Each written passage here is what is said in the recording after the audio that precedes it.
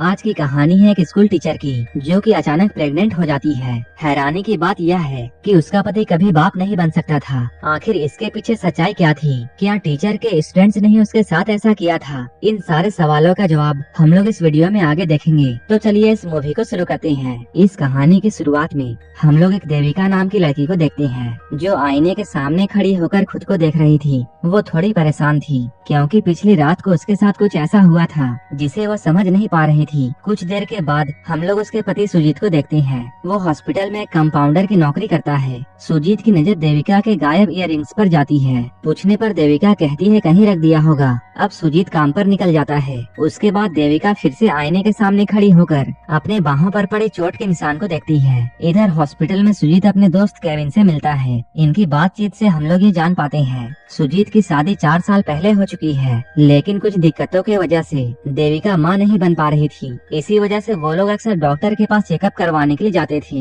इधर हम लोग देविका को देखते हैं जो कि एक स्कूल में स्पोर्ट्स टीचर है। देविका जब स्कूल पहुंचती है, स्पोर्ट्स क्लब की चाबी देते समय वॉचमैन कहता है कल शाम को आप बहुत घबराई हुई लग रही थी। इसके बाद देविका अंदर जाकर अपना खोया हुआ इयररिंग्स ढूंढने लगती है। कुछ देर के बाद उसे वो इयररिंग्स मिल जाती है। तभी उसकी दोस्त गीता यहाँ पर आती है। देविका उसे बताती है वो और सुजीत कुछ दिनों के लिए कल्याणी आइलैंड जाने वाले हैं। सुजीत का मानना था कि वहाँ की देवी की पूजा करने से उन्हें संतान का सुख मिलेगा। इसके अगले दिन वो लोग आइलैंड पर पहुँचते हैं जहाँ इनकी मुलाकात सुजीत की माँ कल्याणी से होती है। कल्याणी एक सख्त स्वभाव की महिला थी जो कई सालों से उस आइलैंड को बचाने के लिए आंदोलन कर रही थी। कल्याणी ने वहाँ के लोगों के साथ मिलकर नियम और कायदे बना रखे थे और इसी वजह से वहाँ के लोग उनकी बहुत इज्जत करते थे। समय बीतता गया। देविका और सुजीत अपनी जिंदगी में बहुत खुश रहने लगे, लेकिन एक दिन देविका को ये पता चलता है कि वह प्रेग्नेंट है। ये खबर सुनकर वो घबरा जाती है। जब उसने अपनी दोस्त गीता को ये बात बताई तो गीता बेहद खुश हुई क्योंकि इतने सालों के बाद उनकी मन्नत पूरी हो रही थी। मगर देविका दुखी थी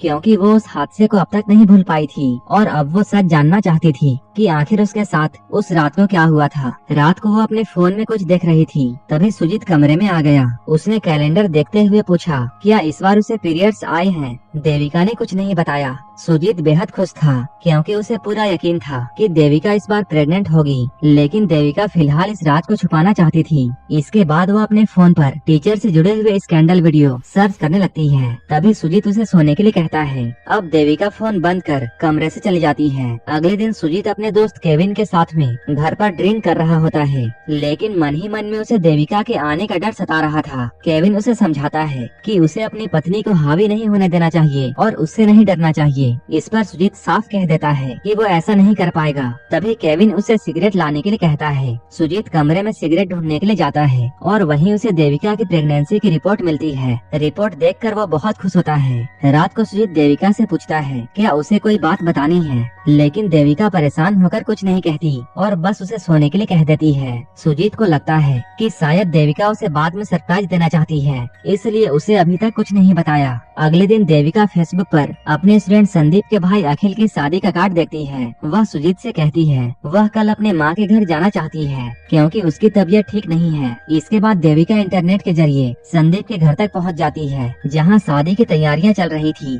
संदीप उसे देखकर बहुत खुश होता है, लेकिन तभी कोई अखिल पर एसिड फेंककर भाग जाता है। वह एसिड अखिल पर पूरी तरह नहीं गिरता, बस उसके कान के पास पड़ता है। दरअसल यह सब उसके एक्स गर्लफ्रेंड ने किया था क्योंकि अखिल किसी और से शादी करने जा रहा था। इसके बाद सब लोग उसे तुरंत हॉस्पिटल लेकर जाते हैं। काफी देर हो जाने के बाद संदीप देविका को बस स्टैंड पर छोड़ने के लिए आता है। रास्ते में देविका उससे उसके दोस्तों के बारे में पूछती है। संदीप उसे बताता है कॉलेज के बाद उसके सारे दोस्त अलग अलग जगह पर जाकर सेटल हो गए। इसके बाद जब वो बस स्टैंड पर पहुँचते हैं तो देविका अपना बैग संदीप के कार में छोड़कर बस देखने के लिए बाहर जाती है। थोड़ी देर के बाद वापस आकर अपना बैग लेती है। असल में उसने जानबूझकर ऐसा किया था क्योंकि बैग में उसने अपना फोन रिकॉर्डिंग ऑन करके रख दिया था। बस में बैठने के बाद जब वो उस रिकॉर्डिंग को सुनती है तब उसे ये मालूम चलता है उस वक्त संदीप अपने एक फ्रेंड मार्टिन से बातें कर रहा था कि उन्होंने अपने टीचर के साथ जो भी कुछ किया था उसकी जांच फिर से शुरू हो रही है। इससे उनके फंसने के पूरे चांस हैं। वहीं जिसने देविका के साथ में गलत किया था वह दोस्त इस समय समय कोची में था और उसका नाम नवीन था। मार्टिन उसे समझाता है कि उसके पास टीचर की फोटोज और वीडियोस हैं, इसलिए देविका उनका कुछ नहीं बिगाड़ पाएगी। ये सुनकर देविका टूट जाती है और रोने लगती है। फिर वह फेसबुक में जाकर कोची वाले फ्रेंड नवीन को सर्च करती है, जो उस समय फूड डिलीवरी का काम करता था। माँ के घर पहुँचने के बाद देविका यह पूरी इंसिडेंट अपनी बहन धनिया को बताती है। ये सुनकर धनिया भी रो पड़ती है और वह उसे हिम्मत से काम लेने की सलाह देती है। उधर सुजीत डॉक्टर से मिलने जाता है। वहाँ डॉक्टर उसे बताती है कि देविका अपने बच्चे का एबॉर्शन कराना चाहती है। ये सुनकर सुजीत को गहरा सदमा लगता है, क्योंकि इतने सालों के बाद उनके घर बच्चा आने वाला था और अब देविका उसे खत्म करना चाहती है। इसी बीच देविका अपने डैड के पुराने दोस्त से मिलने के लिए जाती है। देविका के फादर का दोस्त पुराने समय में बम बनाने का काम किया करते थे। असल में 18 साल पहले देविका के डैड पहाड़ तोड़ने के लिए बम बनाने का काम करते थे। यहाँ से घर लौटने के बाद सुजीत देविका से प्रेगनेंसी के बारे में सवाल करता है और गुस्से में पूछता है कि वो अपने बच्चे का एबॉर्शन क्यों कराना चाहती है। तब देविका रोते हुए उसे सब कुछ बता देती है। इसके बाद हम लोग उस घटना को देखते हैं जिसने देविका की जिंदगी पूरी तरह बदल कर रख दी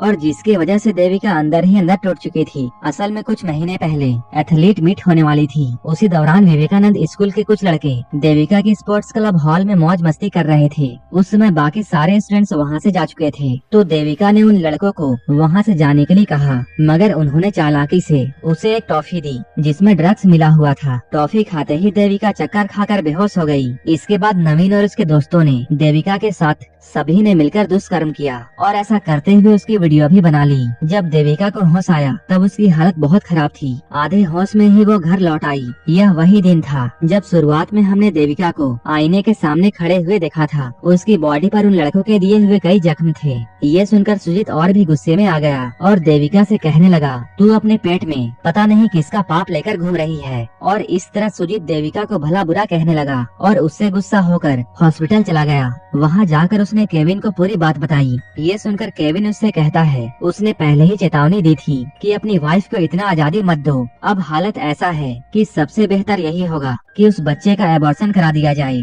ताकि समाज के लोग उंगली ना उठाए। लेकिन सुजीत इस बात को टाल देता है और कहता है कि देविका से जाकर सीधे वही इस बारे में बात कर ले। अगले ही दिन केविन देविका के पास में आता है। उस समय घर पर सुजीत की माँ भी मौजूद थी, इसलिए सुजीत उन्हें अंदर लेकर जाता है। मौका पाकर केविन देविका पर ही इल्जाम लगाने लगता है कि जो भी कुछ हुआ वो सारी गलती उसी की है। साथ ही वह उसे एबॉर्शन करने के लिए भी कहता है। ये सुनकर देविका गुस्से से भर जाती है और वो केविन को वहाँ से भगा देती है। रात में देविका सुजीत से कहती है, केविन तुम्हारा दोस्त है, मेरा पति नहीं। अगर कुछ भी कहना था तब तुम्हें खुद कहना चाहिए था। ये सुनकर सुजीत को अपनी गलती का एहसास होता है। वह देविका का साथ देने का फैसला करता है। इसी वजह से देविका के कहने पर दोनों मिलकर पुलिस कंप्लेन करने के लिए जाते हैं। अंदर जाने से ठीक पहले सुजीत देविका को रोककर ये समझाने लगता है कि अगर वे पुलिस के पास गए तो वहाँ उनसे बहुत गंदे और शर्मनाक सवाल पूछे जाएंगे। इसके बाद न सिर्फ उनकी बल्कि पूरे परिवार की बदनामी होगी। ये सुनकर देविका समझ जाती है कि सुजीत उसके साथ खड़ा होने वाला नहीं है। गुस्से और मायूसी में वह वहाँ से सीधे अपने घर लौट आती है। घर पहुँचने पर कल्याणी उसे दिलासा देती है और कहती है अब उसे अपनी लड़ाई खुद लड़नी होगी। इसलिए अगले ही दिन देविका सुजीत को छोड़कर